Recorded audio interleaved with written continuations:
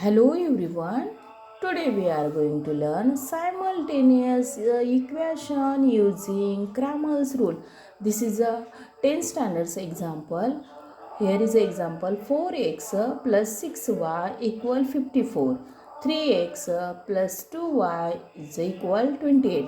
यहाँ पे हमें a b c की वैल्यू लिखनी है. a1 की वैल्यू 4 है, b1 की वैल्यू 6 है, c1 की वैल्यू 54 है.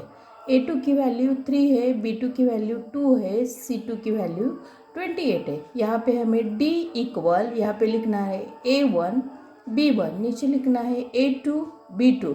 a1 की वैल्यू कितनी है 4, b1 की वैल्यू कितनी है 6, a2 की वैल्यू 3, b2 की value 2.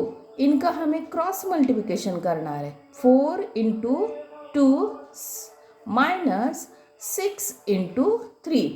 4 into 2 is there is answer 8 and 6 into 3 is there is answer 18. Means 8 minus 18 answer आएगा हमारा -10. नेक्स्ट इज हमें लिखना है dx. हमें dx की वैल्यू निकालनी है. c1 यहाँ पे लिखना है b1, c2 b2. यहाँ पे इक्वल का मार्क देना है.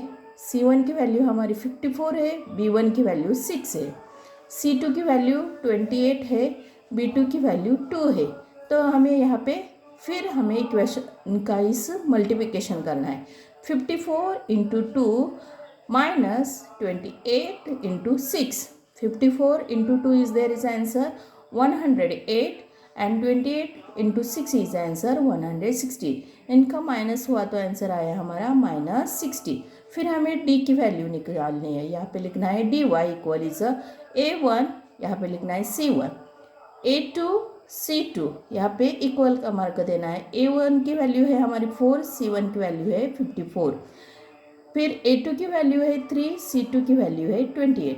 4 इंटू 28 लेस 54 इंटू 3. यहाँ का मल्टीप्लिकेशन का आंसर आया 112 लेस 162. यहाँ पर इनका सब्सट्रैक्शन हुआ तो आंसर आया हमारा 50 लेस 50 इज देयर इज. फिर हमें x की वैल्यू निकालनी है. x equal dx upon d.